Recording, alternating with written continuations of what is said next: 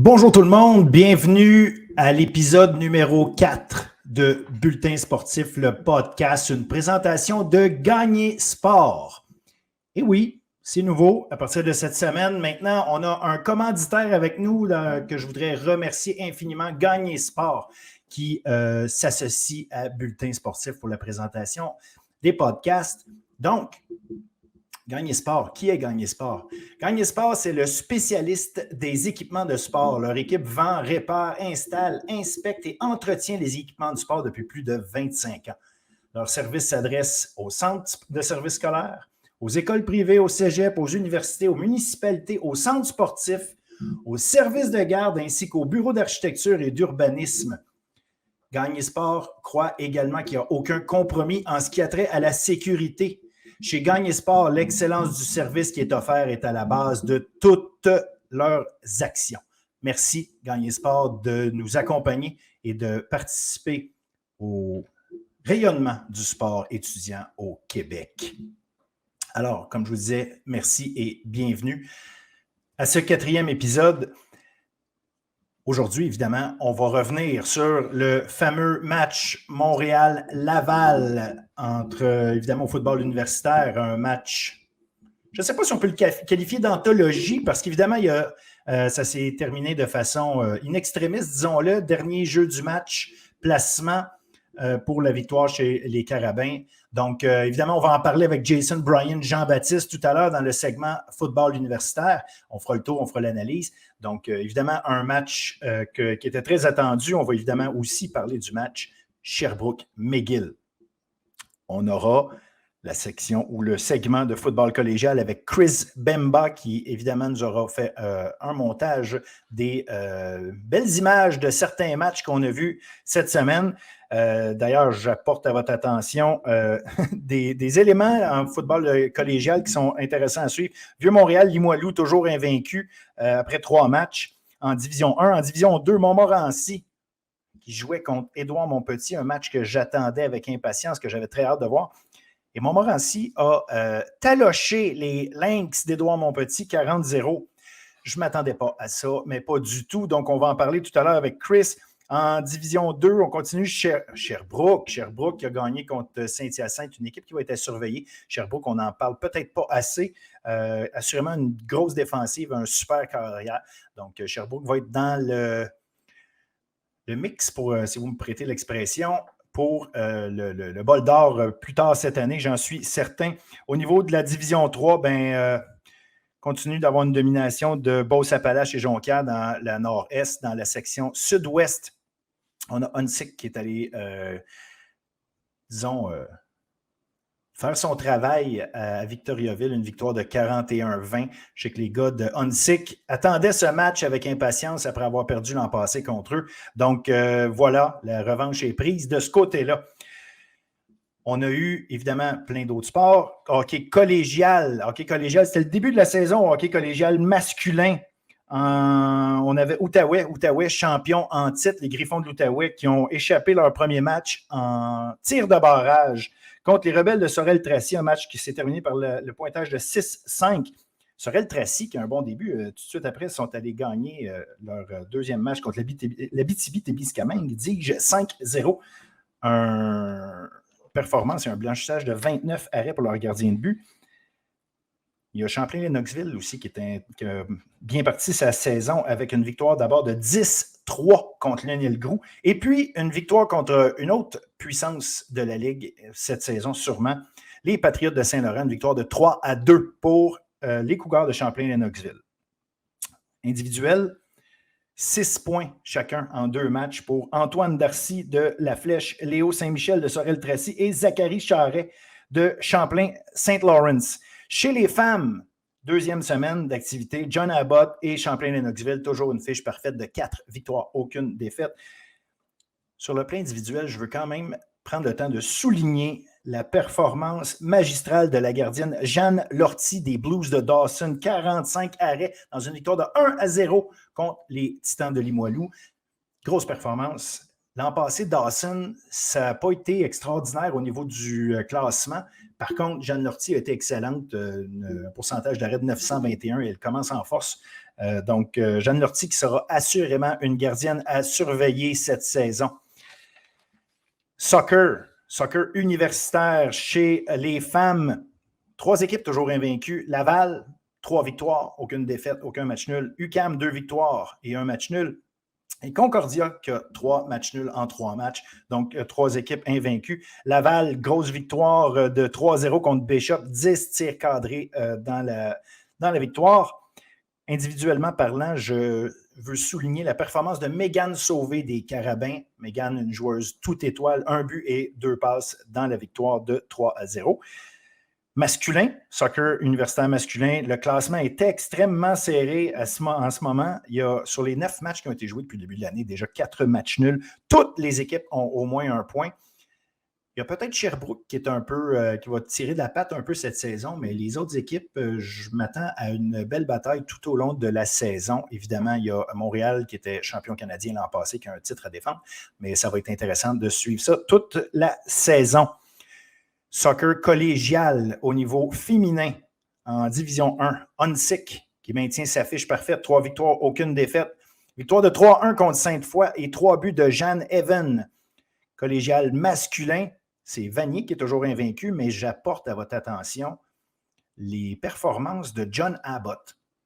Les Highlanders de John Abbott marquent beaucoup de buts. Pour ceux qui n'aiment pas nécessairement le soccer en se disant « Ah, il n'y a pas beaucoup de buts, il n'y a pas grand-chose qui se passe. » John Abbott, depuis le début de l'année, en 4 matchs, il y a 25 buts qui ont été marqués dans leur partie. Ils en ont inscrit 13, ils en ont donné 12. Donc, si vous voulez avoir de l'action, je dirais de miser peut-être sur prendre le temps d'aller regarder un match des Highlanders de John Abbott cette année. Il semble qu'il se marque beaucoup de buts du côté de l'ouest de l'île.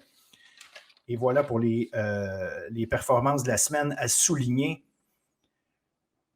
Le menu du jour, menu du podcast, évidemment, on aura, comme j'ai dit tout à l'heure, les chroniques de Jason et de Chris au niveau du football universitaire et collégial. Et l'entrevue de la semaine, ne manquez pas, Alexandre Desjardins, entraîneur-chef des Carabins de l'Université de Montréal en flag football féminin.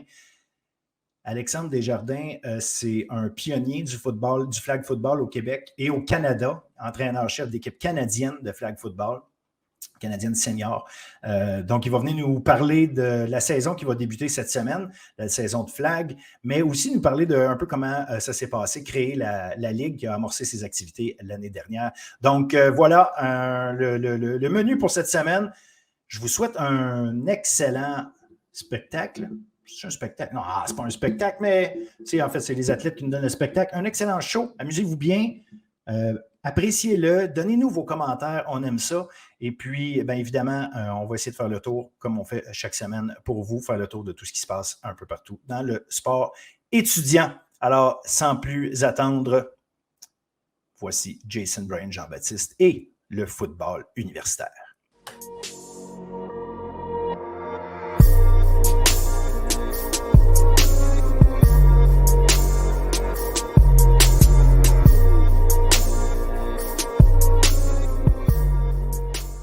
Bonjour, on est avec Jason Bryan Jean-Baptiste. Salut Jason. Salut.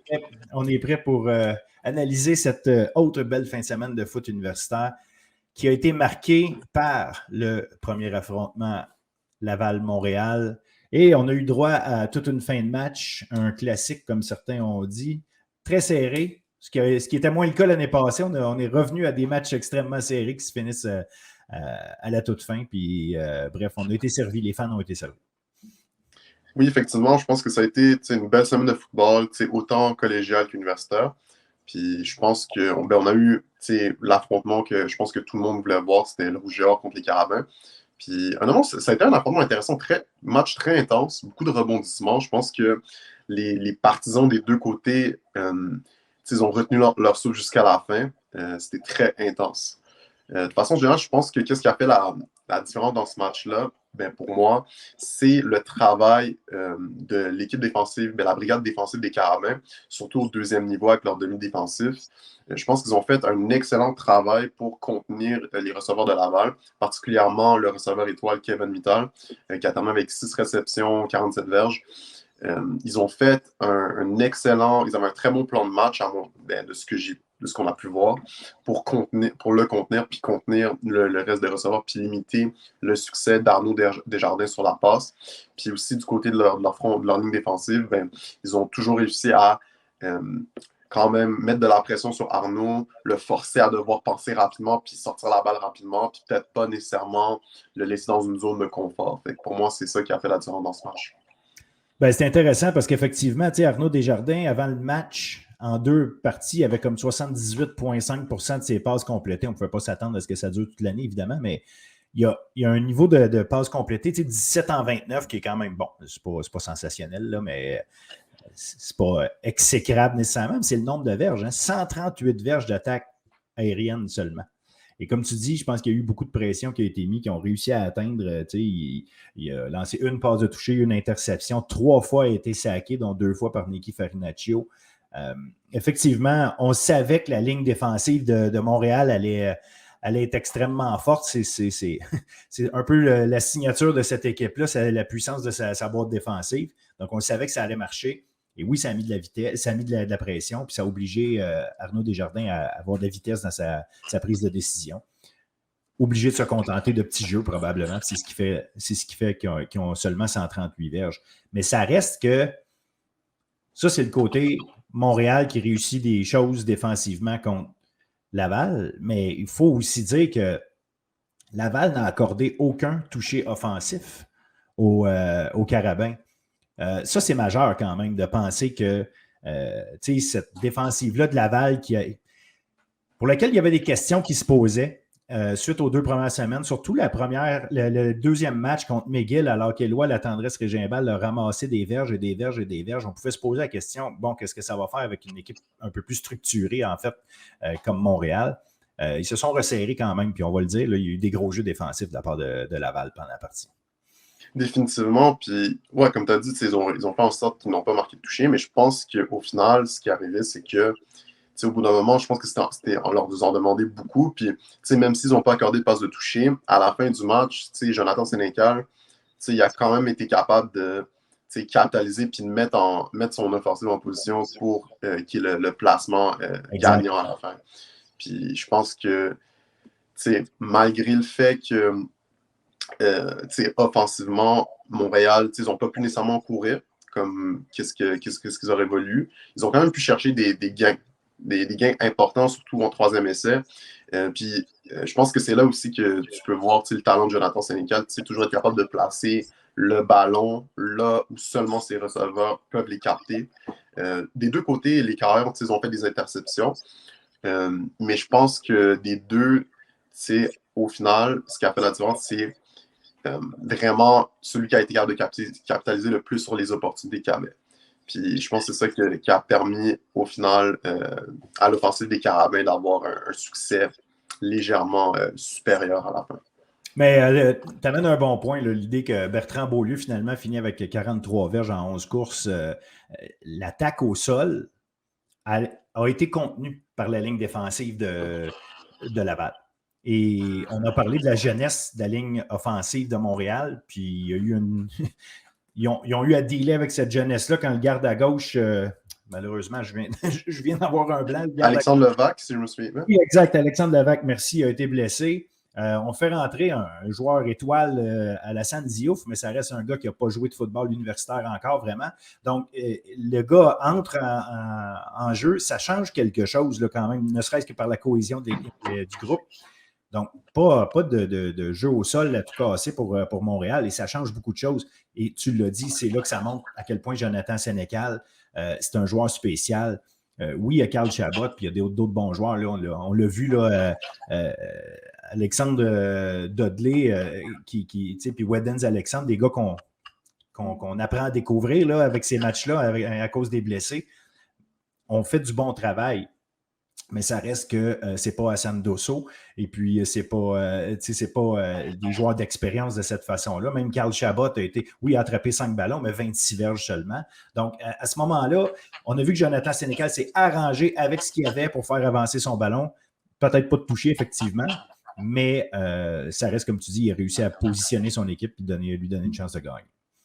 Définitivement. Mais je pense que des deux côtés, les deux équipes vont apprendre beaucoup de ce match-là. Puis ça va être intéressant de voir, je ne sais pas si Dosso va revenir du reste de la saison, je ne me rappelle pas, mais j'ai hâte de voir comment ces deux équipes-là vont s'ajuster pour la prochaine rencontre durant la saison. Parce que je pense que c'était pas peut-être. Il y avait quand même beaucoup de passes que j'ai trouvé que comme ça aurait pu être des interceptions ou pas. Je trouvais qu'il y avait beaucoup de moments dans ce match-là où que c'était peut-être une petite affaire qui aurait fait la différence. Fait que je pense que revoir un autre match va donner peut-être une représentation plus globale de où sont ces deux équipes. Puis ça va être intéressant de les suivre durant les prochaines semaines. Ah, absolument, absolument, tu as raison. Puis il y a un élément que j'ai aimé de ce match-là. Dans le passé, les matchs serrés entre les deux équipes, c'est souvent jeu au sol, beaucoup de défensives, très conservateurs. On a tenté des longs jeux, c'est juste qu'ils n'ont pas nécessairement fonctionné.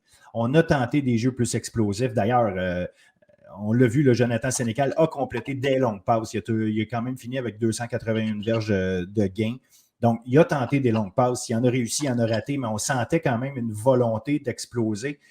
Puis ça a fait en sorte que c'est des joueurs défensifs aussi qui se sont démarqués. Puis je veux quand même prendre le temps de mentionner là, Maxime Lavallée, le demi-défensif du Rouge et Or, là, expérimenté, mais quel joueur solide.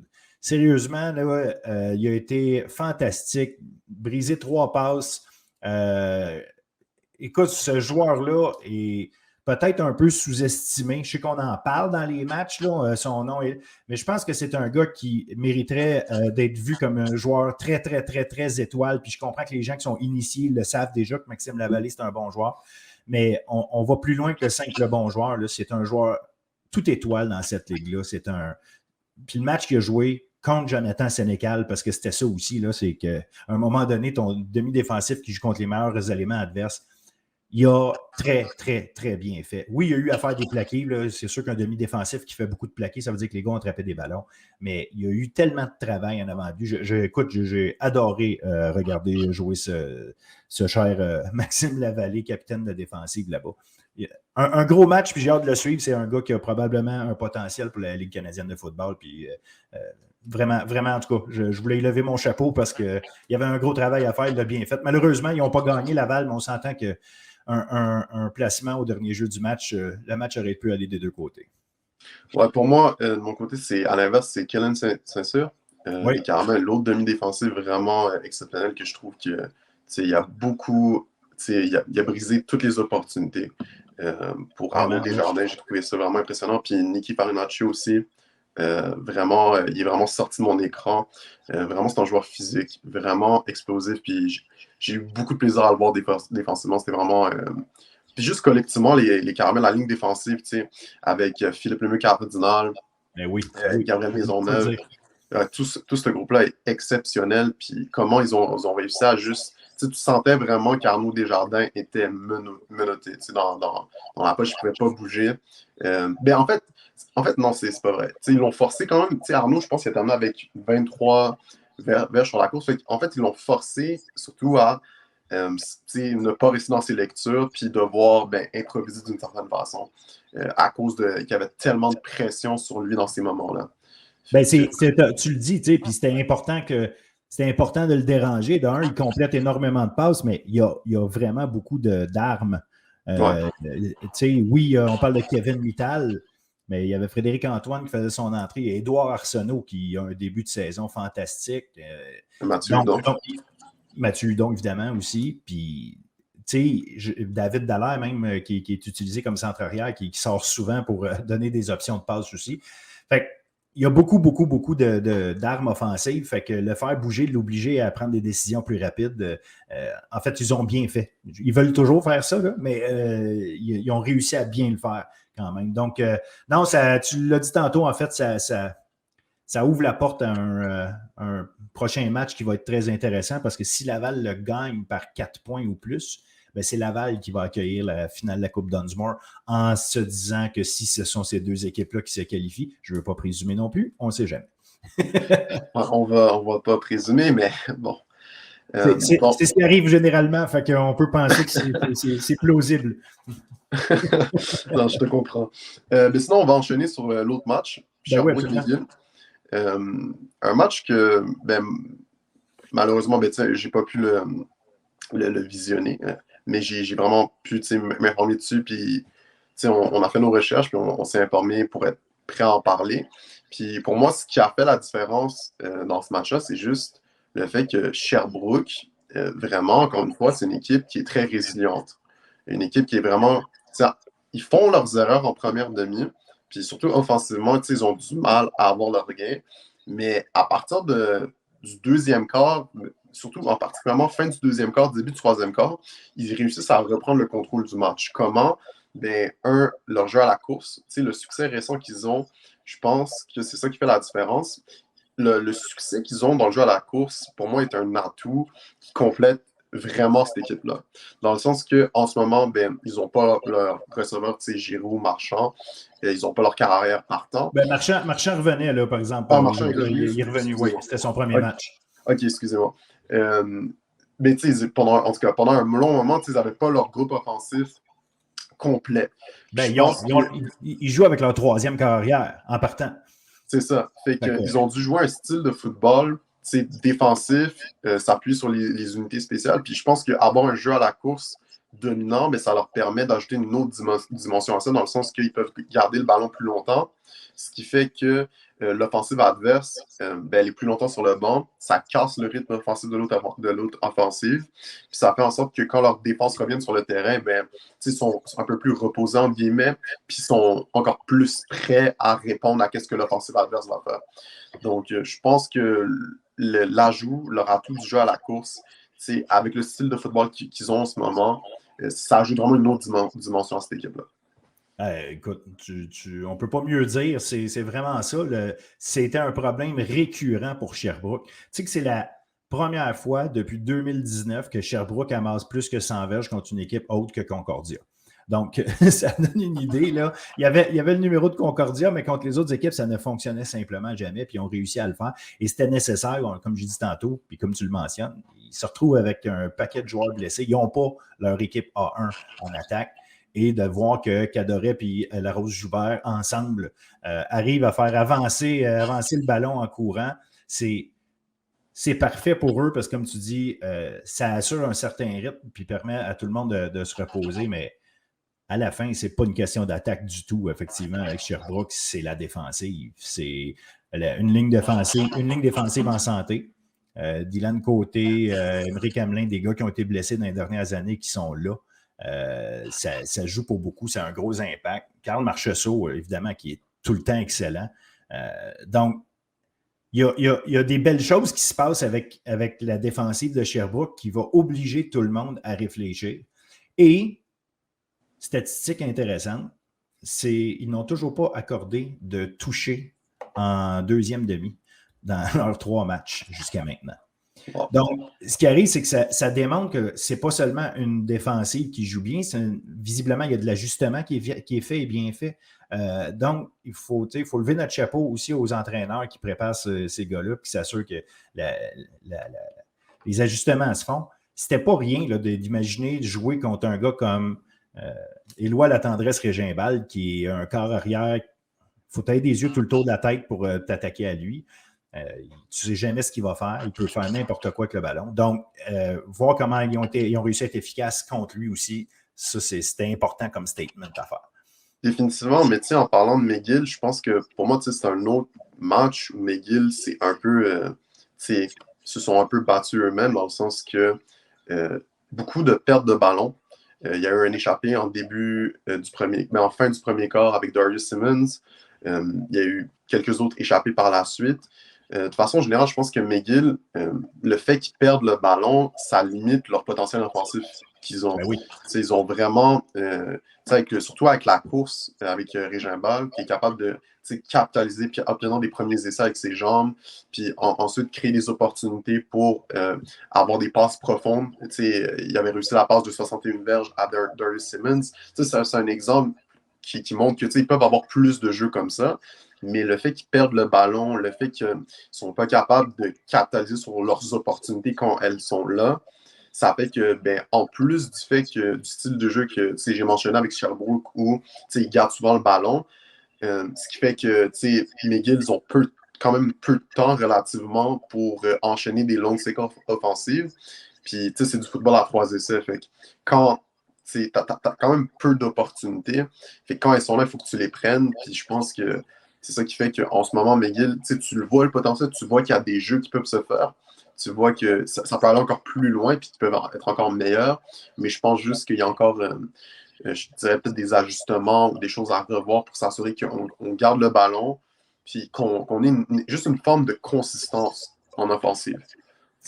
Oui, tu as raison. Il y a des enjeux là. Puis, tu sais, 3 fois, tu l'as dit, 3 fois un ballon échappé, mais à chaque fois, c'est l'autre équipe qui reprend. 2 fois, Sherbrooke a échappé le ballon, à chaque fois, il a réussi à le garder. Tu sais, la différence, des fois, n'est pas sur grand-chose, mais effectivement, garder le ballon, arrêter de lancer des interceptions. La semaine dernière, c'était ça aussi. C'est des moments clés, puis il faut en parler. Là, à un moment donné,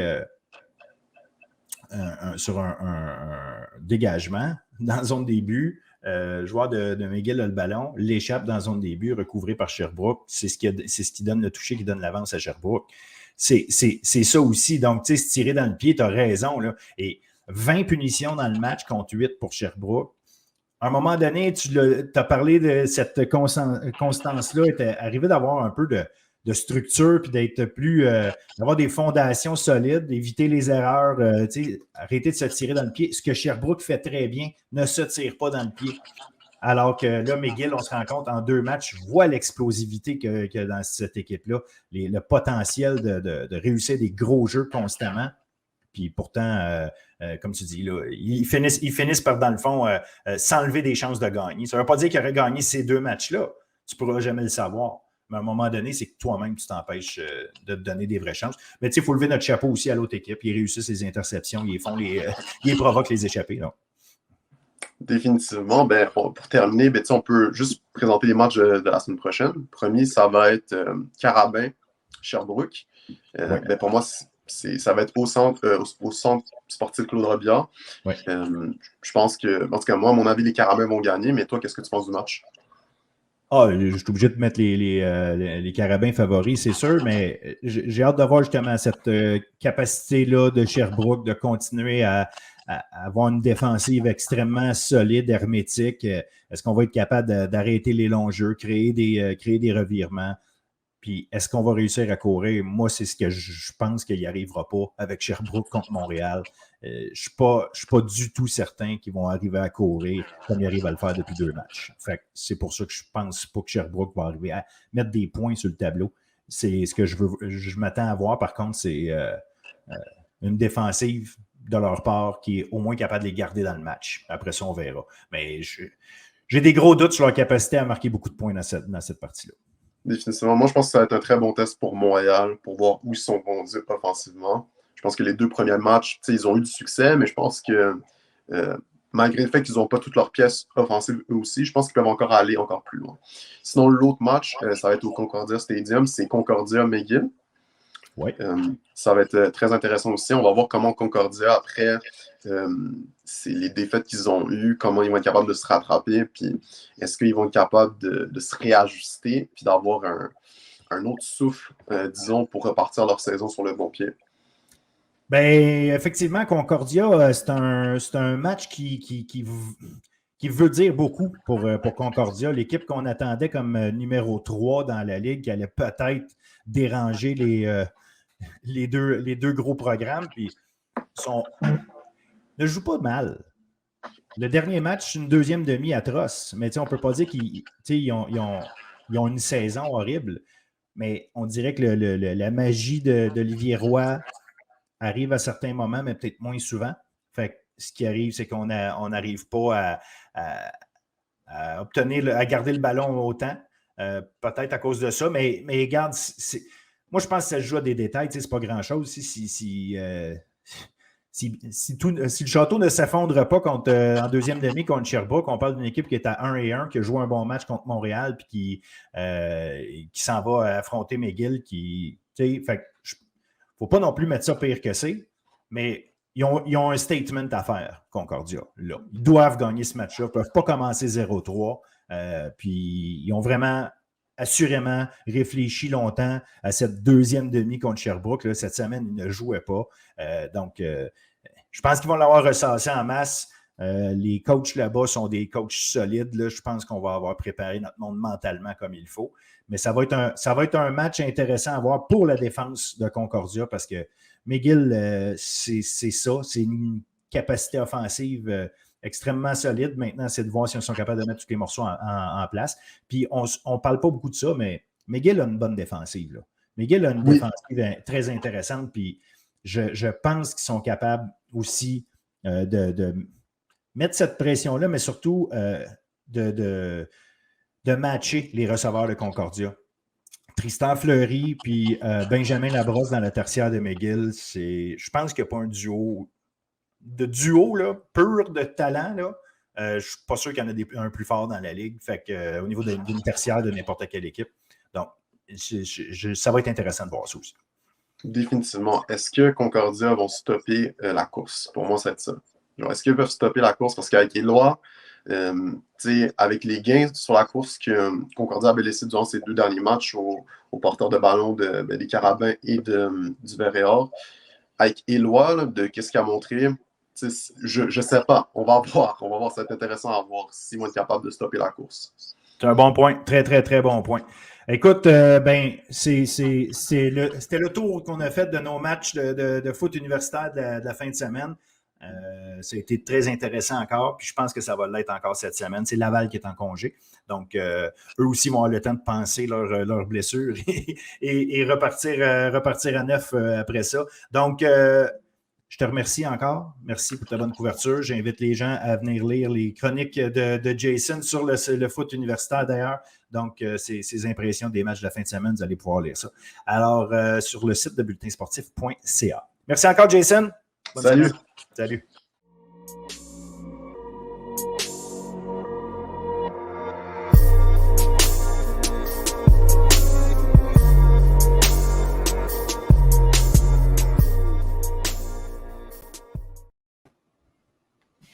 Salut, Chris Bemba pour la section football collégial. Une autre belle semaine. Comment ça va, Chris? Très bien, merci. Et toi? Très bien, merci. Good. Il y avait du football en masse à regarder, évidemment, quand on a les 3 divisions, ça fait beaucoup de stock, mais je pense qu'on a eu quelques matchs intéressants quand même.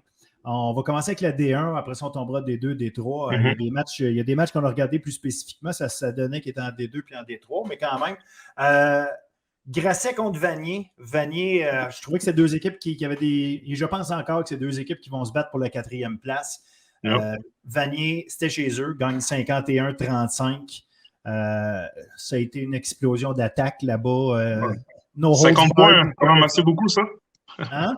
50 points, c'est quand même assez beaucoup. 50 points, c'est un statement, I guess. Yeah.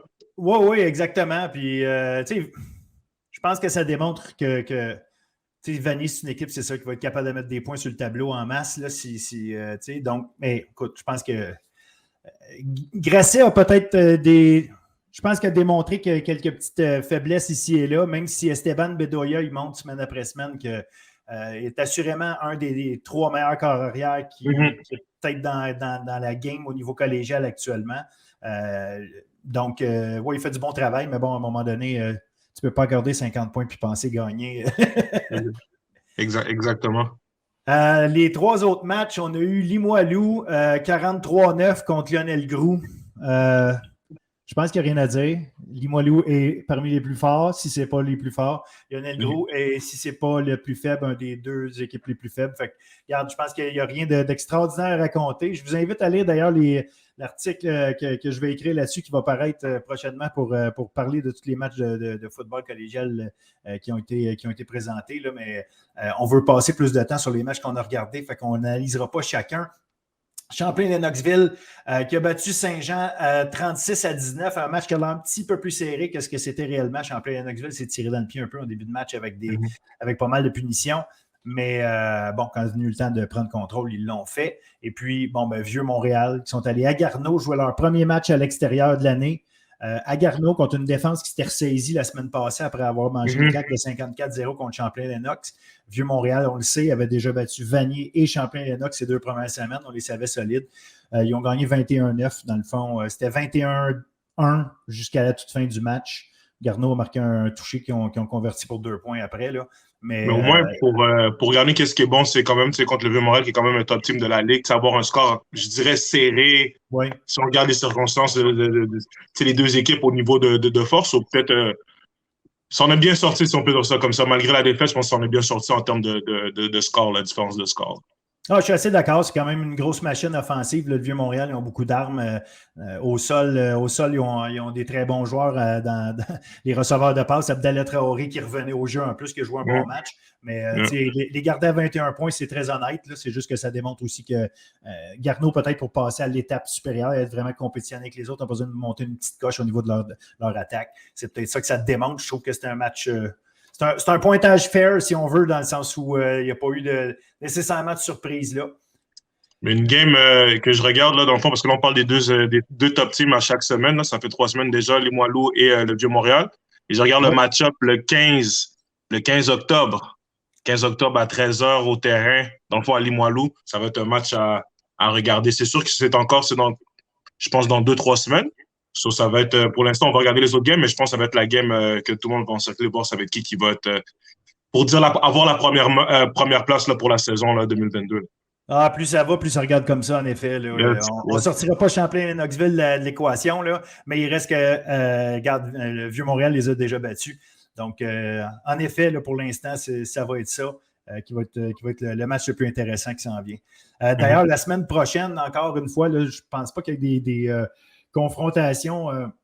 Il y a peut-être 2 confrontations sur les 5 là, qui sont plus intéressantes. Je te dirais Vanier à Saint-Jean. Moi, en fait, c'est pas plus. J'ai encore besoin de gager Saint-Jean. Je pense pas que ce soit si faible. Je ne sais pas s'ils sont au niveau pour compétitionner au milieu de peloton ou si vraiment ils font partie du groupe de bas. Fait que ça va être intéressant de voir. Là, Vanier, regarde, ils vont pouvoir se prouver. Ils vont pouvoir se prouver contre Vanier. Ça va être intéressant là, pour eux. Là. Oui, parce que c'est des grosses lignes. Saint-Jean, c'est capable de faire des bonnes choses parce qu'ils ont des gros joueurs de ligne. C'est au niveau vraiment de l'attaque, arriver à créer quelque chose de constant qui est difficile pour eux. Mais bon, Vanier a l'air de se placer. Fait que, bon, je dis juste celui-là, il est à voir. Le vrai match-up qui va être intéressant, c'est Garneau contre Grasset.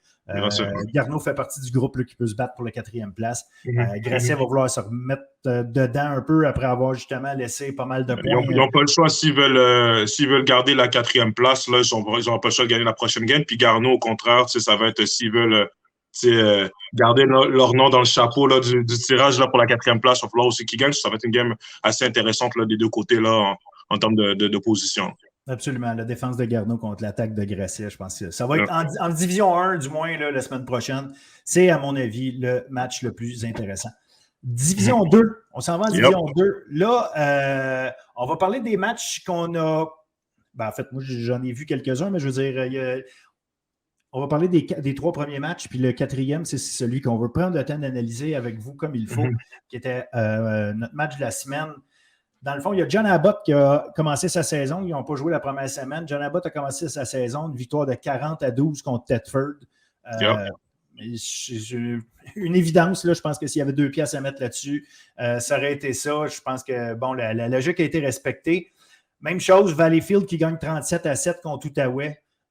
C'était bon, encore là, je pense que c'était une évidence de ce côté-là, le Outaouais puis Thetford, tout comme Outaouais et Thetford, c'est probablement les équipes là, qui sont les plus en bas de classement. Donc, jouer contre des forces comme Valleyfield et John Abbott, c'est pas nécessairement surprenant. Le match super trippant qu'on n'analysera pas en détail, mais qui m'amène à réfléchir pas mal à ce qui peut se passer dans le classement des 2 cette année, c'est Sherbrooke qui est allé battre Saint-Hyacinthe 18-17. Sherbrooke est peut-être sous le radar un peu. Qu'est-ce que tu en penses? Pour Saint-Hyacinthe, déjà de base, c'est tough, là, commencer la saison avec 2 défaites. En plus, des scores sont quand même assez serrés. Et à la maison, en plus, en match d'ouverture. Je te dirais que Sherbrooke, ouais, il pourrait se battre pour la 3e place. La 3e place, moi, je te dirais pour la 3e place, c'est à sauver. Valleyfield aussi qui est là, 3e, 4e place. Parce que pour moi, mes top teams, c'est Montmorency et John Abbott, qui ont déjà John Abbott, comme tu as dit, qui ont eu une belle victoire, je pense, assez convaincante, là, 40-12. Là.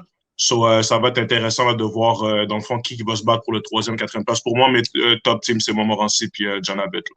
Ah, exact. Mais je pense que Sherbrooke, c'est ça. Sherbrooke va être intéressant. Il y a une solide défense, puis ils ont un très, très, très bon corps arrière qui devait aller jouer à Champlain-Lennoxville pour des raisons que je ne connais pas, a décidé de revenir à Sherbrooke. Il était là l'an passé. Il devait transférer. Finalement, il n'a pas transféré. Dans le temps encore là. Fait qu'ils ont un très bon joueur qui est à la position de corps arrière de leur côté. Mais le match qu'on voulait analyser, parce que c'était le match qu'on avait le plus d'attente d'explosion, Montmorency à Édouard Montpetit. Que penser de ce match qui s'est terminé? Parce que je vais vous. J'enlève toute forme de suspense. Ça s'est terminé 40-0 pour Montmorency. What happened? Mais il faut faire attention au score. 40-0, oui, Montmorency a dominé Édouard Montpetit, mais it wasn't that bad.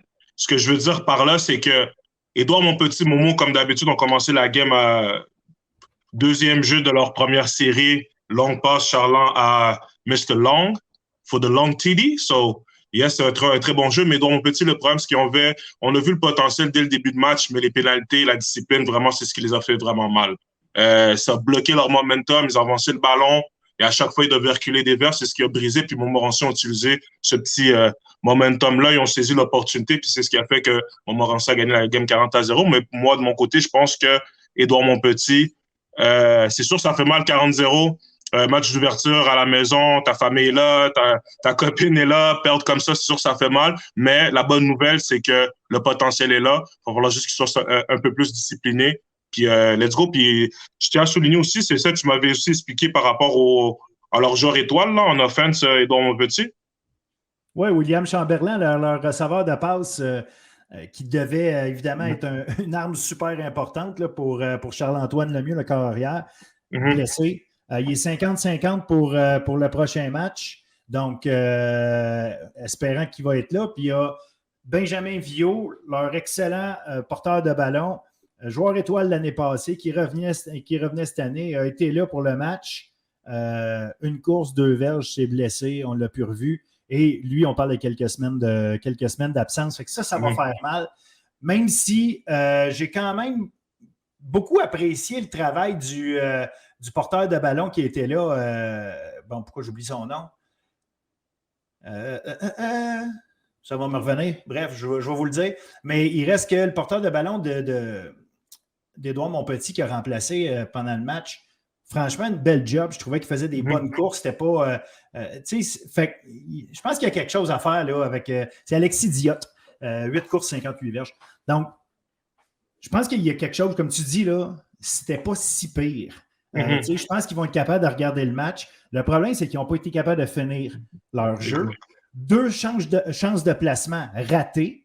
Fait que tu sais, quelque part, de ne pas mettre des points au tableau quand tu as des occasions, même si tu es en début de match, même si tu ne finis pas à job, tu ne prends pas un momentum, tu te sens, tu recules tout le temps parce que l'autre équipe marque des points et toi, tu n'en marques pas.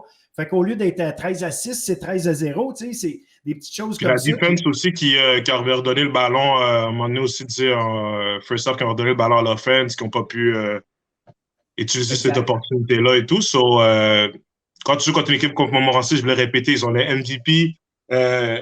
C'est beau avoir son groupe de receveurs dans le fond. Charland est capable de distribuer le ballon à tous ses receveurs. C'est ça que je trouve vraiment, vraiment excellent de sa part. Les receveurs de Montmorency sont vraiment chanceux. Puis pour aussi lancer les fleurs aussi aux receveurs du groupe de receveurs de Montmorency, chaque receveur est capable d'aller chercher le gros jeu. Je pense que là, en 2 games, déjà, chaque receveur a déjà, je pense, des TD de plus de 40 verges et tout. Ça, c'est des receveurs explosifs très intéressants. Aussi leur running game qui était quand même, c'était pas si explosif que ça, mais c'était quand même assez intéressant. Ça gagnait quelques verges et tout. Ça aidait un peu avec le calling play. So, je pense que Montmorency, là, sont intéressants. Bon, au niveau de la défense, comme tu l'as dit aussi, la défense, ils n'ont rien fait de wow, mais ils étaient là pour les. Ils n'ont accordé aucun point. Quand c'était le temps de faire un jeu, faire un stop, ils l'ont fait. C'est pour ça que je pense que Montmorency, pour moi, c'est la raison pour laquelle je les place dans le top 2 de la Ligue là, en ce début de saison. Là. Ah, absolument, absolument. Non, c'est sûr que, regarde, Montmorency était déjà un des favoris. Visiblement, à date, ils sont partis en force. Tu sais, veux pas, là, depuis depuis qu'ils tiraient de l'arrière 9-0 dans leur premier match, je pense qu'ils ont accordé, c'est ça, 7 points. Puis, regarde, ils font le travail défensivement. Oui, ils accordent des verges ici et là, des jeux ici et là, mais ils arrivent à faire le gros jeu. Ils arrivent à se placer. Ils arrivent à mettre de la pression. C'est des jeunes, cette défensive-là. On ne les connaît pas beaucoup. Mais ils font le travail, ils sont ultra actifs, ils sont ultra intenses. Fait qu'il y a des belles choses qui se passent avec cette défensive-là. Il ne faut pas la sous-estimer, même si l'attaque est très puissante. Mais bon, contre John Abbott, on va peut-être voir ça, justement, une attaque qui est capable de contrebalancer l'attaque, de jouer coup pour coup. Puis c'est ça que je m'attendais, dans le fond, avec Édouard Montpetit. Je m'attendais à ce qu'Édouard soit capable de donner coup pour coup avec Montmorency. Ce n'est pas arrivé cette fois-là. Ça ne veut pas dire que ce ne sera pas la même chose, ou en tout cas que ça va être différent, que ce ne sera pas différent justement dans un autre match s'ils se retrouvent en éliminatoire éventuellement. Édouard Montpetit, là, ça ne définit pas leur saison, je pense, cette défaite-là. Non. Je ne paniquerai pas si ce serait de leur côté. Juste, il faut faire attention avec les pénalités, désolé, et être un peu plus discipliné là, du côté de l'offense, c'est tout. Mais sinon, je pense que c'est pas le temps de paniquer. En plus, ils ont raté la première game de la saison aussi. Ça, c'était juste peut-être reprendre le beat et tout, briser la glace. Je pense qu'avec l'équipe qu'ils ont, avec ce que j'ai vu en tape, je pense qu'ils devraient être corrects là, pour les prochains matchs, mais ça va être à eux d'arriver puis jouer. En tant que coach, toi, tu dis quoi justement à ton équipe? Comme tu dis, là, il n'avait pas joué le premier match, il devait le jouer, il était dans l'autobus, il se fait dire hey, retournez, il n'y a pas de match parce qu'il y avait un orage à ce moment-là en Outaouais.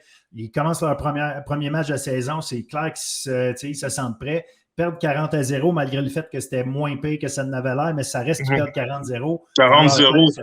En tant que coach, tu dis quoi à tes joueurs pour les préparer pour le prochain match? Parce que ça va jouer contre Sherbrooke, là, qu'on parlait tantôt, une grosse défense. Ben moi, dans le fond, ce serait à peu près le même speech que j'ai fait. Moi, je suis une personne qui est très transparente. Je dis vraiment ce que je ressens. Pas obligé de faire un speech et sortir des gros mots. Moi, je reste simple avec mes joueurs. J'explique la situation telle qu'elle est. Comme j'ai dit, écoute, c'est sûr que ça fait mal 40-0.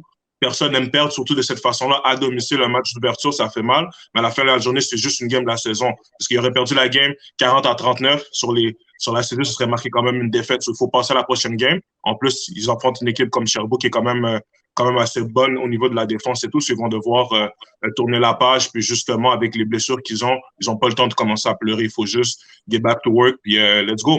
La saison est encore longue. C'est ça que je dirais à mon équipe. D'ailleurs, la semaine prochaine, oui, il y a Édouard Montpetit-Sherbrooke, mais il y a 2 autres beaux matchs. Là. Il va y avoir Saint-Hyacinthe à John Abbott. Donc, Saint-Hyacinthe qui a beau avoir perdu ses 2 premiers matchs, justement, ne voudra pas perdre ses 3 premiers. Puis, ce n'est pas une mauvaise équipe de football. Fait que Saint-Hyacinthe à John Abbott qui va être surveillé. Valleyfield à Montmorency. Valleyfield, parti 2 victoires, aucune défaite. C'est une belle tradition de football là-bas. Là. Il y a pas, ça reste une bonne équipe, même si ils ont joué contre Trois-Rivières et Outaouais. Fait que c'est dur d'évaluer la force. Ils n'ont pas eu à affronter un adversaire à date de premier plan. Mais ça reste que faut toujours te préparer contre des équipes qui tu sais qui sont bien préparées. Fait que ça va être intéressant. Oui, exact. Puis l'autre match, c'est Trois-Rivières-Outaouais. Donc, regarde, on verra ce qui va se passer de ce côté-là aussi. Voilà. Donc, Détroit maintenant. Division 3 dans la section nord-est. On va passer vite dans la section nord-est. On avait Beauce-Appalaches contre Chicoutimi. 41-0. Beauce-Appalaches, je ne sais plus quoi raconter. Là, ils sont trop forts pour la Ligue, je pense. C'est cette semaine qu'on va avoir le premier match Beauce-Appalaches contre Jonquière. Les seuls affrontements avec une valeur importante. Je discrédite personne. Là. Je sais que c'est tough d'aller jouer à la game, puis il faut que tu te prépares et tout. Mais on regarde les pointages jusqu'à maintenant. Ça va dans un côté. Fait que c'est Beauce-Appalaches, 41-0, je le répète. La Pocatière a gagné 13-7 contre Rimouski. Donc, une première victoire pour la Pocatière. Voilà, ça, dans le sens... C'est toujours important d'aller chercher tes victoires là où tu peux aller les chercher. C'est démoralisant de jouer contre Beauce puis Jonquière, mais quand tu peux aller jouer contre Chicoutimi et Rimouski, puis tu peux gagner tes matchs, c'est là que tu vas chercher ton fun au moins. Là. Mais Beauce-Appalaches contre Jonquière, ça va être intéressant de voir. Ça va être, je pense que ça va être une game... pour moi, ça va être la game of the week, voir les top dogs de cette division-là s'affronter. Ça va être intéressant. Aucun doute. Du côté sud-ouest, par exemple, on a eu Drummondville-Shawinigan, victoire de Drummondville 19-15. On a eu Champlain-Saint-Lambert qui a joué un bon match, une victoire de 17-14 contre la Naudière. Fait que la Naudière passe 0-2, mais en partant, on a affronté probablement les deux meilleures équipes peut-être de la section en Huntsic et Champlain-Saint-Lambert. Et on avait Huntsic, dont on veut parler plus en détail, qui nous a joué un gros match, un match qu'eux autres attendaient impatiemment, qu'ils avaient prévu depuis un bout de temps, parce que c'était à leur... comment je pourrais dire, à leur agenda, les gars, quand on est allé les rencontrer, ils avaient mis un X sur ce game-là. Une défaite l'an passé de 36-15. Ils avaient mangé une claque au-delà du score. Ils avaient accordé 5 passes de toucher. Ils s'étaient fait intercepter 4 fois. Leur gros jeu au sol de fou qui avait eu juste 69 verges. Bref, Victo les avait talochés. Et là, cette fois-ci, c'est Huntsic qui est allé sur leur terrain pour les battre. Puis on a senti l'intensité dès le début de match. Les deux équipes, ça jacassait un peu et tout, mais c'est ça qui met un peu de spicy, comme on dit, là, durant le match et tout. Mais sinon, la game, moi, j'ai beaucoup aimé la game. Victoriaville sont arrivés en feu. J'ai aimé leur entrée en match et tout. Au niveau de la passe, ça s'est super bien passé. Huntsic, c'est un petit peu timide au niveau de l'offense au début, des petites courses de 3-4 verges, des passes dans le flat, mais par la suite, le super Jérémy qui a lancé la balle au receveur, qui a eu une grosse game, qui s'appelle Oriola, le numéro 7 de Huntsic avec 3 touchdowns. Celui qui a set le tourne avec une passe de TD, là, je pense qu'il a parti la machine par après. Puis Huntsic aussi qui ont terminé le first half avec qu'on roulait le terrain, qu'on finit avec un TD. Je pense que ça a juste set le ton pour le reste de la game, malgré le fait que Victoriaville revenait toujours riposter et tout, etc. Ça, c'était une très belle game du côté... man, désolé. L'écran m'a fait rire. Je savais qu'il y avait une vidéo que j'avais oublié de crop. Et non, ça t'est rendu. C'est grave, on sait que tu fais une bonne job, Chris. Man, ouais, c'est ça que je disais. Je parlais dans le fond que Huntsic a bien terminé le first half avec un drop pour un TD. Je pense que ça set le ton. Mais Victoriaville est quand même resté dans la game du back and forth. C'est très intéressant. Au niveau de la passe, Victoriaville, chapeau. Sinon, le front défensif là, de Huntsic, là, le run defense, excellent. La pression aussi qu'on met sur le carrière, ça, chapeau à la défense de Huntsic au niveau de la course et tout. Et la pression qu'on met sur le carrière. Sinon, Victoriaville, à la fin, je pense qu'ils n'ont plus de gaz là, dans le tank et tout. Le toucher d'Oriala en fin de match aussi, le toucher aussi de Jamal, qui s'est réveillé en second half là, avec une très belle course de 70 verges, si je ne me trompe pas et tout. Ouais, c'était une très belle game intéressante. Puis je pense qu'on a senti, même l'intensité, même en fin de match. Les deux équipes sont rencontrées au milieu du terrain et tout. Ça va être intéressant de voir la suite des choses. Mais sinon, Huntsic, chapeau à eux, qui connaît un très bon début de saison. Là. Absolument. Puis, non, tu l'as dit, je pense qu'il y avait la rivalité est là, entre ces deux équipes-là, entre ces deux programmes-là. Espérant les revoir en éliminatoire, c'est quand la pression est là encore plus. Tu sens la rivalité prendre un autre niveau. Fait que c'est là qu'on va voir les choses.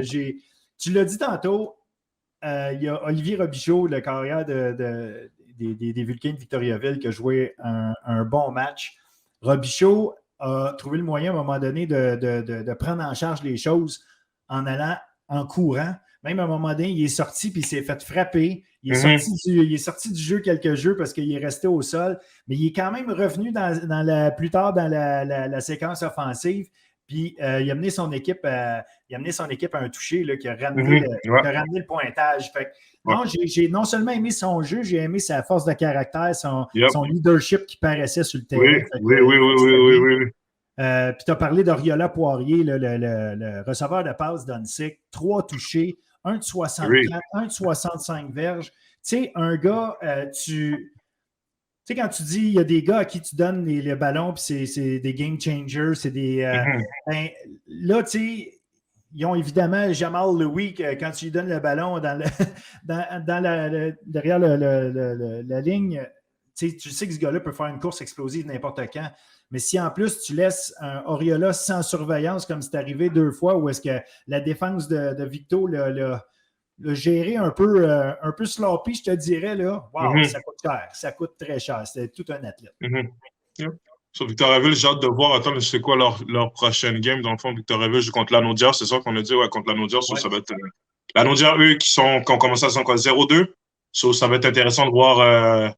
Ça peut définir leur saison. On va perdre 3 matchs d'affilée en début de saison comme ça peut leur faire très mal. Ça va être à eux de step up. Puis Victoriaville, de leur côté, eux, je pense que la défaite contre Unsix, ça les a fait mal, mais ils vont devoir bounce back là, contre la Naudière. Ça devrait être intéressant comme match-up là, pour la semaine prochaine.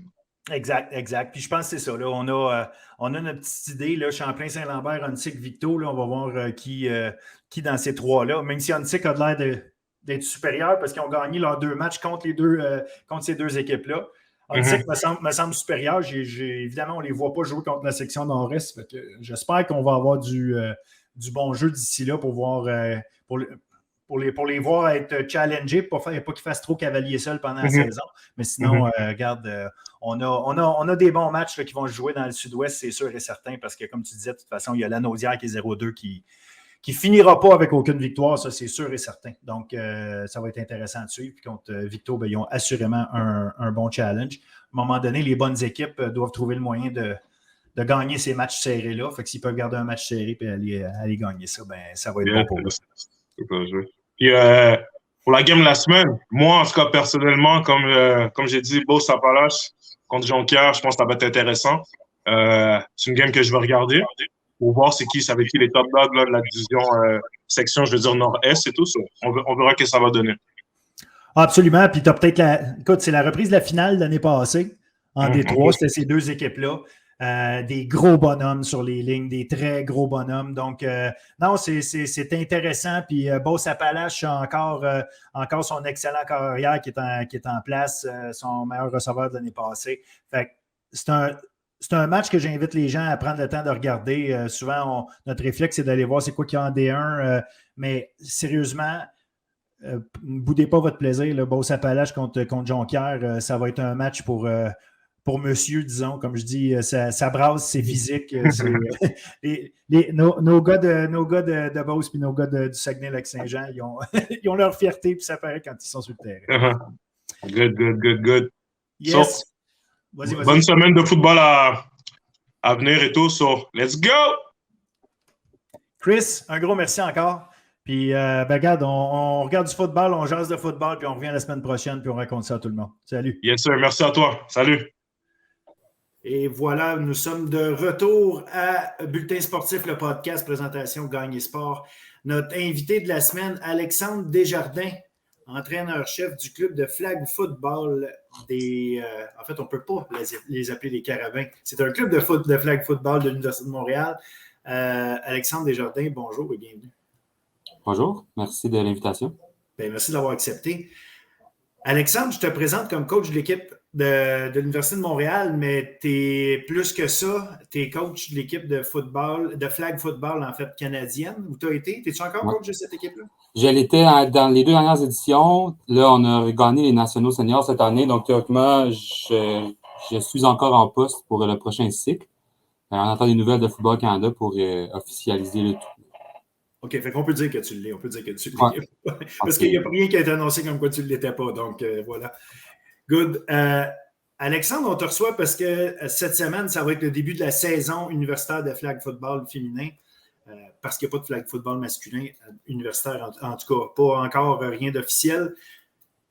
Comment ça a parti tout ça? Parce que dans le fond, la saison de flag football l'année passée était la toute première de l'histoire au niveau universitaire. Il y en a au cégep, il y en a dans les écoles secondaires.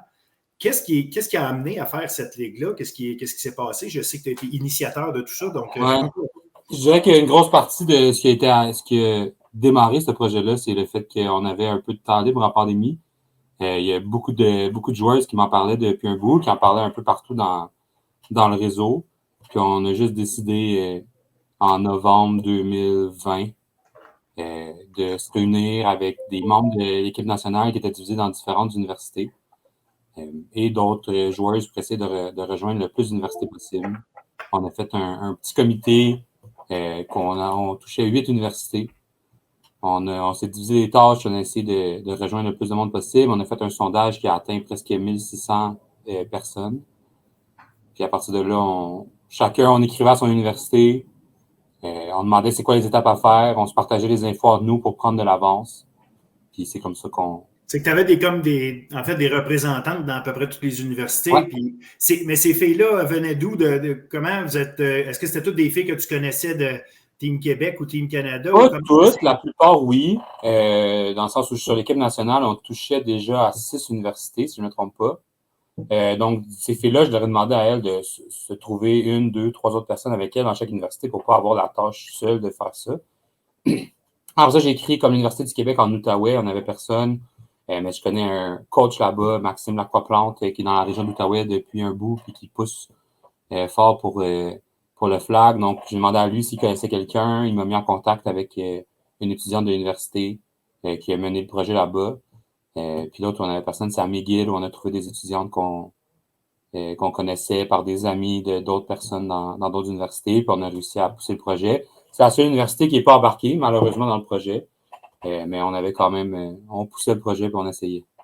Ben, c'était fort quand même, cette université. Tu penses que McGill n'a pas embarqué? C'est parce que, est-ce qu'on s'attend à ce que l'équipe, ou en tout cas une équipe embarque éventuellement? As-tu des nouvelles là-dessus? Aux dernières nouvelles, c'est non. Ça fait un bout que je n'ai pas parlé aux filles de McGill, donc je ne sais pas s'ils continuent à pousser de leur côté.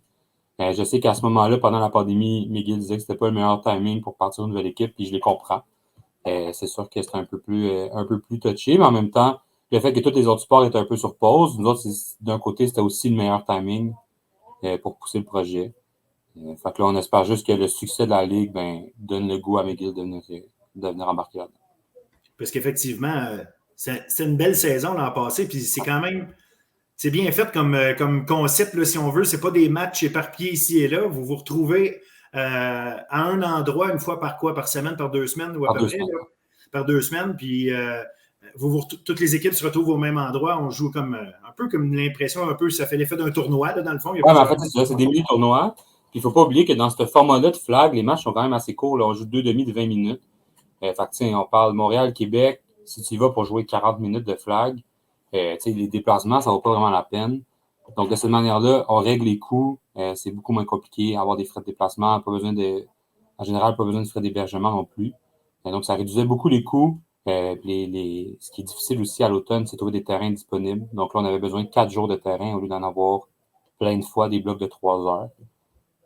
Puis, c'est la formule vraiment qui s'est révélée la plus gagnante pour tout le monde.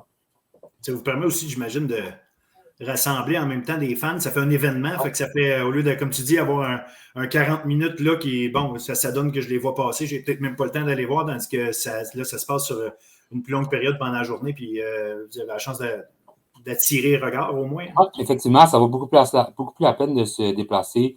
L'année passée, on a eu un seul tournoi sur l'île de Montréal, c'était le tournoi à Concordia. Puis c'était vraiment une journée de fun. Il y avait vraiment beaucoup de partisans qui se sont déplacés. Il y avait le fameux match UDM-UQAM, qui était le premier match de la fameuse série rivalité. Oui, parce qu'on commence déjà à avoir une solide rivalité entre les deux. Là. Parce que les filles se connaissent, les coachs se connaissent, les deux équipes francophones de Montréal. C'était à prévoir, puis finalement, c'est ce qui est arrivé. On s'est retrouvés en finale de Ligue, on s'est retrouvés en finale nationale universitaire après. On s'est retrouvés en finale d'une Ligue civile d'hiver et on se recroise souvent. Et qui gagne à chaque fois? Dernièrement, ça a été l'UDM. Ils nous ont battu le premier match de saison l'année passée. C'est vrai, par contre. Oui. Ils nous ont battu dans la finale de Ligue civile à l'hiver passé, qui était une semaine avant les nationaux universitaires. Mais ça a toujours été des matchs super serrés. Là. La finale nationale universitaire, on l'a gagné sur une interception ramenée pour un toucher à 20 secondes de la fin. La finale de Ligue, ça a fini par 2 possessions, mais on a scoré avec 1 minute et demie, je pense, pour mettre la deuxième possession puis un peu suivre la game. Fait que ça a toujours été des matchs qui étaient super enlevants, qui étaient super le fun en coaching. Ah, puis c'est un beau sport, ça joue vite. On a le côté athlétique un peu du football en enlevant le côté robustesse du football, mais on a le côté athlétique de tout ça. Fait qu'on a du beau route running, si tu me permets l'expression. Ouais, c'est un sport qui gagne à être connu parce qu'effectivement, c'est super divertissant à regarder. C'est des choses qu'on n'est pas habitué, les petits terrains, mais le jeu est super rapide, là, contrairement au football qui est souvent comme côté positif d'avoir 10 secondes d'action puis 2 minutes à rien faire. Là. Ça, au flag, on l'a pas. Puis plus tout le monde dans le calibre, plus c'est vrai. Plus ça joue vite, moins il y a de pause entre les jeux. Puis ça, c'est ce qui rend le sport le fun aussi à regarder. Je vais faire un petit aparté par rapport au flag comme tel, mais en entrée de jeu, on a parlé comme quoi tu étais entraîneur du club de flag football de l'Université de Montréal et non les Carabins. Peux-tu juste expliquer aux gens qui nous écoutent c'est quoi la différence? Qu'est-ce qui fait qu'une équipe est... parce que c'est le cas à Sherbrooke notamment, Vert-et-Or, tu n'es pas nécessairement dans l'équipe, ou en tout cas dans selon les couleurs officielles, ou en tout cas tu ne peux pas nécessairement porter le nom. Qu'est-ce que ça veut dire pour...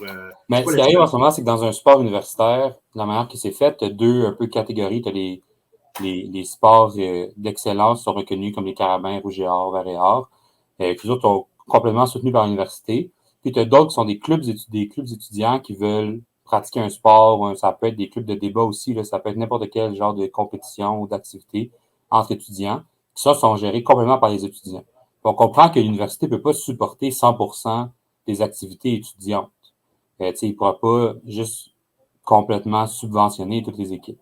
Donc, il y a un choix à faire de leur côté. Souvent, le choix à faire, c'est justement la nouvelle compétition, jusqu'où tu peux te rendre, qu'est-ce que ça amène aussi à l'université.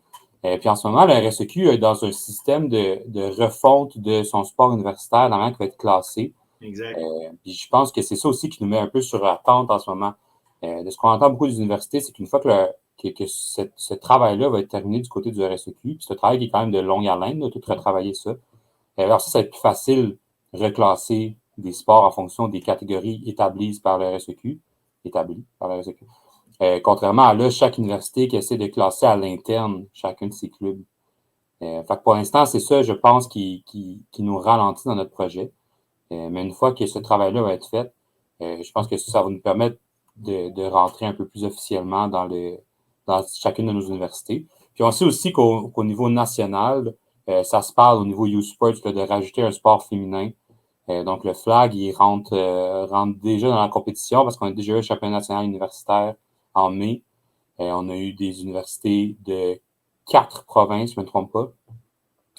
C'était une première année, ça a été annoncé un petit peu dans la minute avec le COVID. Donc, on pense vraiment qu'avec son attaque de front, on est capable de chercher du monde de vraiment partout. Ah, c'est ça, parce que c'est un cas intéressant, effectivement, quand ça a commencé l'an passé. Souvent, le RSEQ ne prend pas en charge, si on veut, des ligues de clubs sportifs. C'est les ligues des équipes officielles, si on veut. Mais le RSEQ, déjà, a voulu, comme tu mentionnes, la réflexion qu'ils ont faite pour reclasser les choses, a quand même voulu en profiter, de dire, bon, écoute, on va s'occuper d'encadrer les horaires et ces choses-là, puisque ça implique. Donc, c'est un sport RSEQ, mais avec des clubs sportifs. Ouais, donc, le RSEQ a décidé de prendre en charge le côté compétition. Alors, on est un peu un projet pilote, là, justement, à mi-chemin entre un club sportif et un club d'excellence dans les universités.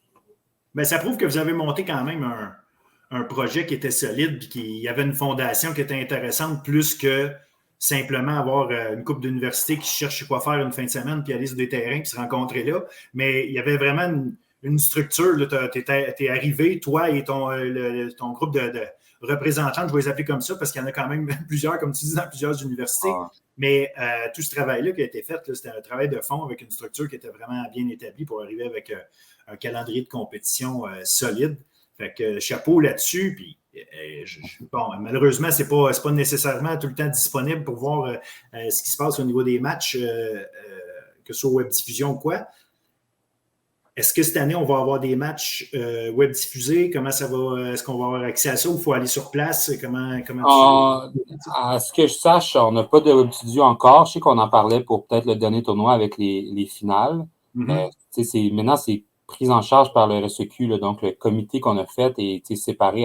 Chaque représentant va gérer son équipe, mais on n'a pas la gestion de la ligue au complet non plus. C'est sûr que c'est des choses dont on a discuté et dont on essaie d'amener aussi.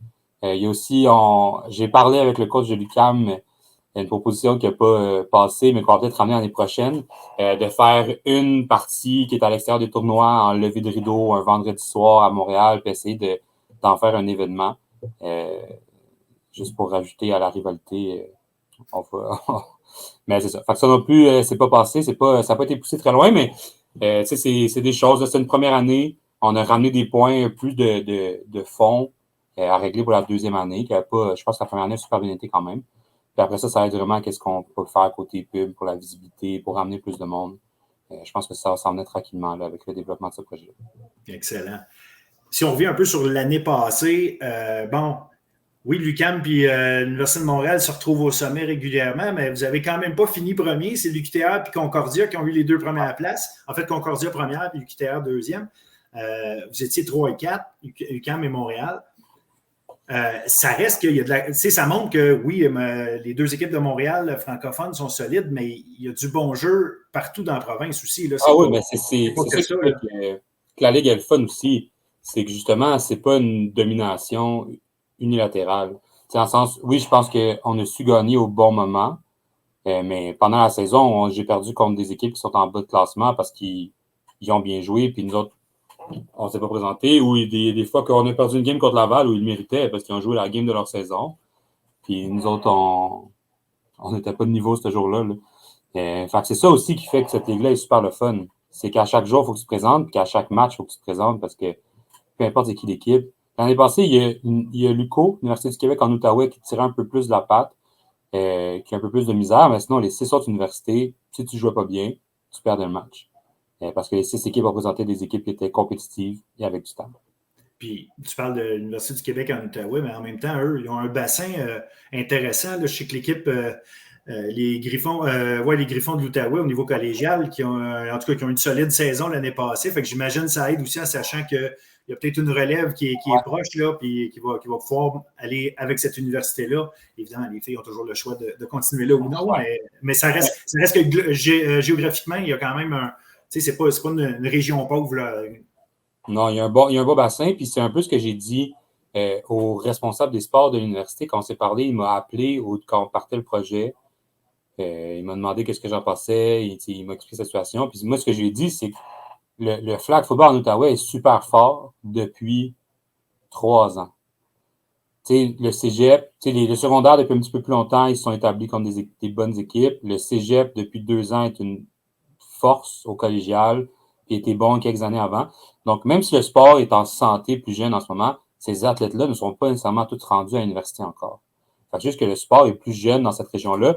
Fait que le temps que ces athlètes-là se rendent à l'université, s'ils gardent 50% des athlètes qu'il y a au cégep et au secondaire, ils vont avoir une équipe collégiale, une équipe universitaire qui va être super bonne aussi. Il faut juste donner le temps au sport de se développer dans la région. Puis, donc, évidemment, c'est ça. Fait que vous avez une belle ligue, comme il y a une, il y a une forme de parité à quelque part, comme tu dis, dans le sens où c'est là. Est-ce que l'Université de Montréal a été en mesure de garder ses joueurs cette année? Comme n'importe quel sport, il y a un cycle, tu as tout le temps des finissants dans les équipes, puis il y a un roulement, il y a du recrutement à faire. Cette année, avez-vous été obligé de remplacer plusieurs joueuses qui étaient là l'année passée et qui ont participé au championnat? On a 4 joueuses qui étaient à la Ligue l'année passée avec nous, qui ne sont plus avec nous cette année. Il y en a 2 qui étaient déjà partis à l'hiver pour différentes raisons d'école, de travail. Fait qu'on avait déjà commencé à les remplacer parce que nous autres, dans le fond, notre cycle annuel, ça a été la saison universitaire en automne, la préparation pour le championnat national qui était en mai. Fait que tout ça, c'était pendant l'hiver. Puis en gagnant le championnat national universitaire en mai, on avait une place au championnat national senior qui était début août. En fait, nous autres, on a joué toute l'année sous le sigle de l'Université de Montréal pour ces compétitions-là. Fait qu'au fur et à mesure qu'on perdait des joueuses, on en ramenait pour compenser parce qu'on devait continuer à compétitionner. Mais au national senior, il y avait un maximum de 10 joueurs sur l'alignement. Fait que on est redescendu à 10 pour ça. Puis on est remonté à 15 pour la saison qui s'en vient à l'automne. Et là, est-ce que ta carrière, est-ce qu'elle est toujours là? Sandrine est au rendez-vous. Sandrine est en forme. Excellent. On va être correct. Parfait. On a 2 joueuses qui reviennent des États-Unis qui sont allées jouer au flag universitaire là-bas, dont une qui a été 2 fois championne nationale back-to-back. Son nom, c'est? Clara Baudouin. Parfait. Donc, elle a été 2 fois, elle est allée à l'Université d'Ottawa au Kansas. Puis elle a gagné 2 fois les championnats nationaux là-bas. Puis là, elle revient étudier à Montréal. Fait qu'elle a décidé de revenir chez nous. Excellent, ça. Fait que ça fait une bonne nouvelle. Les autres équipes, là, évidemment, tu connais plus ton équipe, mais je veux dire, avec ton aura qui est plus grand que celui de l'Université de Montréal, tu as quand même une bonne idée. Est-ce qu'on s'attend à avoir beaucoup de changements? Y a-t-il beaucoup de nouvelles filles? Quel engouement ça a créé justement pour le recrutement? C'est différent. Là, vous ne partiez pas de on va se former des équipes dans les universités. Là, il y avait des filles collégiales pour la première fois qui peut-être choisissaient leur université aussi en fonction de leur équipe de flag football. Comment vous avez vécu ça un peu partout? Il y a un combine qui est organisé, là, une séance d'essai provinciale en décembre pour donner la chance à toutes les finissantes collégiales de se prouver un peu. Il y avait des tests physiques, il y avait des différentes drills, il y avait des matchs. Puis permettre à ces filles-là aussi de parler aux entraîneurs universitaires. Fait que ça, c'est une super bonne idée qui a été mise de l'avant par le coach des nomades du Cégep Montmorency, François Deslauriers. Qui a mené ce projet-là. Ça a super bien été, tout le monde était super content. Ça a permis à tout le monde d'échanger aussi pour la première fois.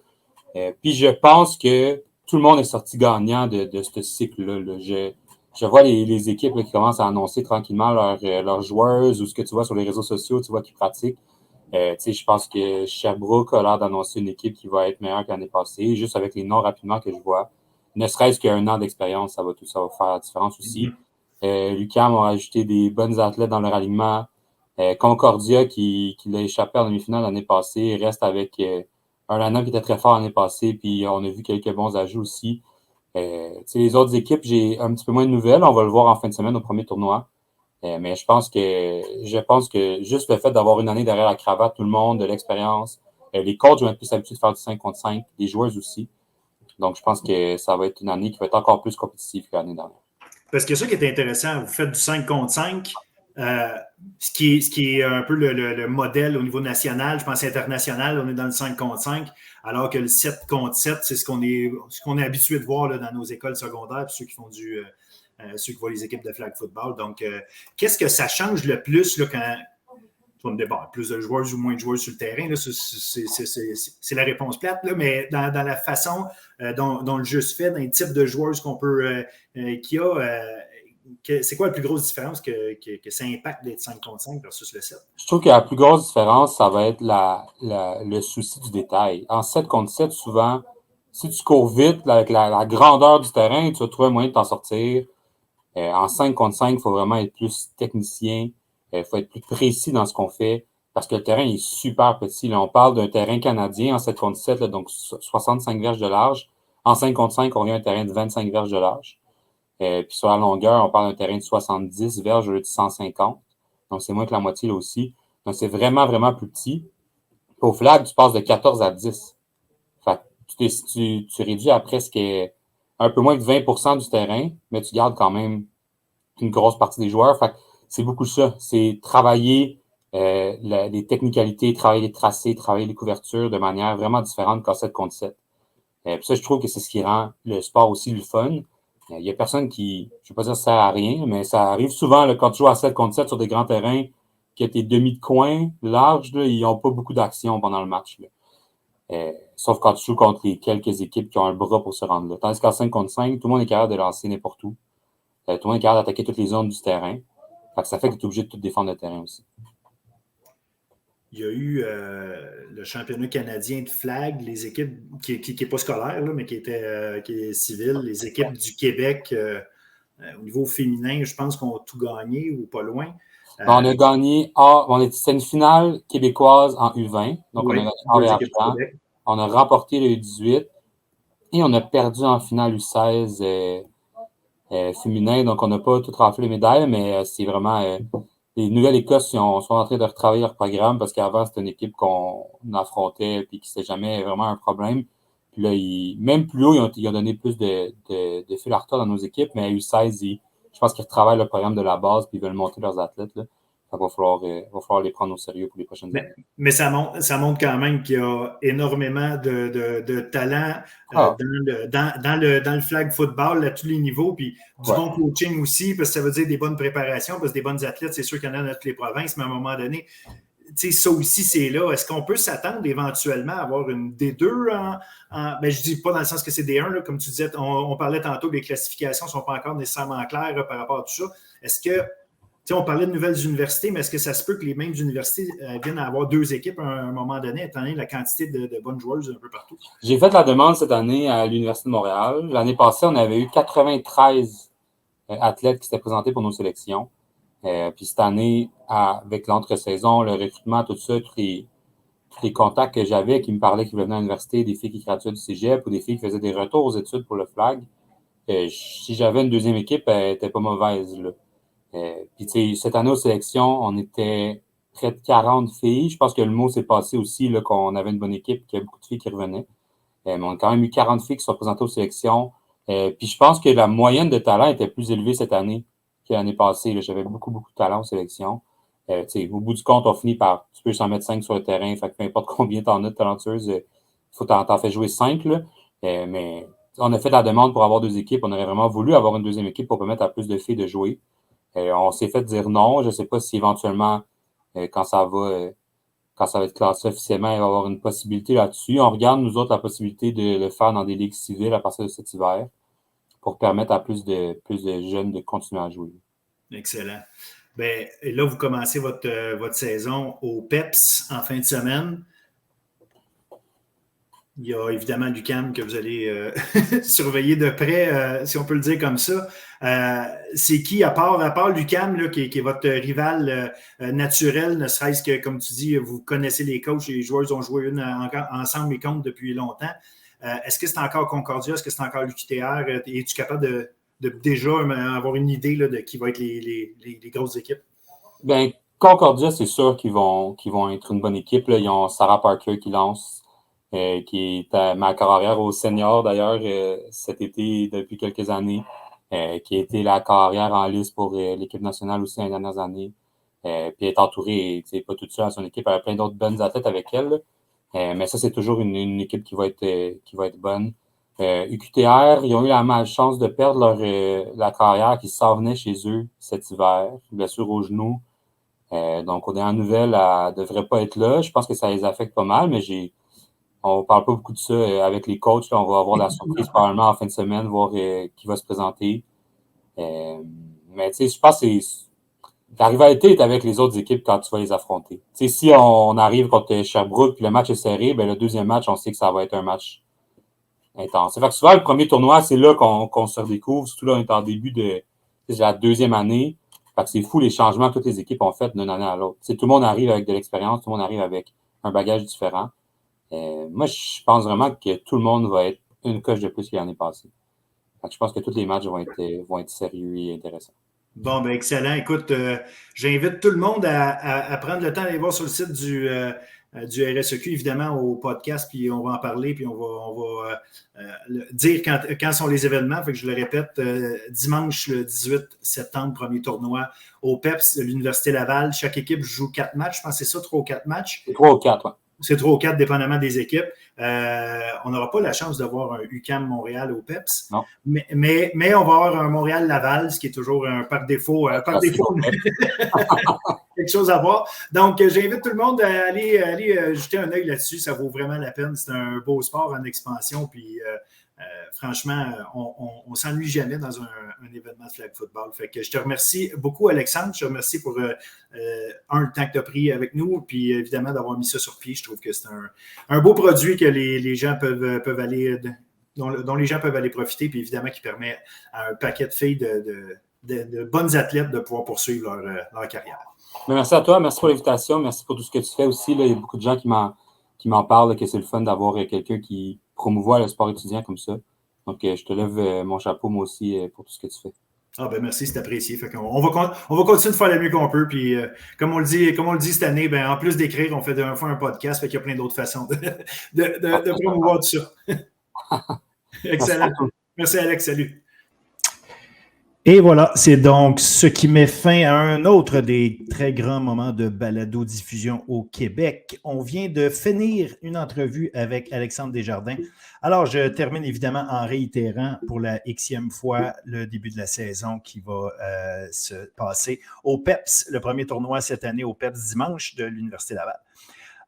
Au niveau des autres sports, hockey féminin, collégial, on est en pause cette semaine, donc rien à signaler. Évidemment, hockey masculin, il y a 12 matchs. Je vous invite à jeter un œil plus particulier à 2 matchs qui auront lieu dimanche, soit Champlain-Lennoxville contre Thetford et Saint-Hyacinthe qui va rendre visite à Sorel-Tracy. Au soccer universitaire féminin, les matchs à surveiller, selon moi, ça ne veut pas dire de ne pas regarder le reste, hein? Laval à Concordia vendredi et l'UQAM contre Montréal dimanche. Chez les hommes au niveau universitaire, encore une fois, Concordia, 2 très gros matchs en fin de semaine. Concordia rend visite à Laval vendredi et joue contre l'UQTR dimanche. L'UQTR qui compte sur Gabriel Balbinotti qui a déjà 6 buts en 3 matchs cette année. Au niveau du soccer collégial féminin, j'attire votre attention sur l'affrontement Vanier contre Huntsic dimanche après-midi. Chez les femmes et chez les hommes, Vanier contre Huntsic joue tout de suite après à 16h. Fait que c'est peut-être un bon endroit où aller s'installer pour regarder du bon soccer dimanche. Et il y a aussi Vanier vendredi. Vanier joue un autre gros match. Cette fois, eux autres, c'est contre Montmorency vendredi chez les hommes. On revient du côté universitaire en fin de semaine. C'est la première compétition de la saison de cross-country. L'invitation, en fait, l'Omnium, l'Open de McGill qui va se tenir à au Mont-Royal. Donc, 2 des compétitions de 6 km chez les hommes et chez les femmes. Si ça vous tente d'aller prendre l'air et de regarder des bons athlètes passer, le Rouge et Or en passant, qui évidemment, si ceux qui ne le savent pas, le Rouge et Or est assez dominant, merci, de ce côté-là. Chez les hommes, ça fait 10 ans de suite qu'ils sont champions provinciaux et les 2 équipes, chez les femmes et chez les hommes, sont champions canadiens en titre. Enfin, au niveau du golf, c'est le 2e tournoi de la saison dans le calendrier universitaire. C'est lundi et mardi prochain au club Kiwitep de Trois-Rivières. On continue de suivre ce qui se passe de ce côté-là. David Toidel du Rouge et Or qui a terminé à -7 le premier tournoi. On verra s'il est capable de continuer ainsi. Sur ce, je vous souhaite d'aller voir du très bon sport collégial, universitaire, même secondaire. Allez voir des jeunes jouer, allez voir vos frères, vos cousins, vos tante, peut-être que votre tante, elle joue quelque part. Allez voir le monde jouer, allez les voir, allez les encourager. Ça vaut la peine, ça coûte des peanuts. Puis vous avez du sport de haut niveau. Sur ce, je vous souhaite une excellente semaine et un merci encore très particulier à Gagner Sport qui a choisi de se joindre à nous à Bulletin Sportif pour la présentation du podcast hebdomadaire. Alors, à bientôt. Merci.